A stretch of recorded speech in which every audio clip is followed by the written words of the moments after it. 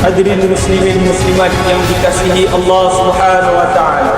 Pada pagi Aidil Fitri yang mulia dan penuh keberkatan ini, marilah kita bersama-sama meningkatkan rasa syukur serta memperkukuhkan ketakwaan kepada Allah Subhanahu wa taala dengan sebenar-benar takwa, yaitu dengan mentaati segala perintahnya dan menjauhi segala perkara yang dilarang.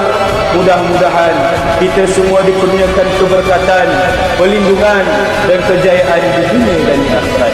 Marilah sama-sama kita menghayati khutbah Aidil Fitri pada tahun ini yang bertajuk Syawal Permulaan Baru.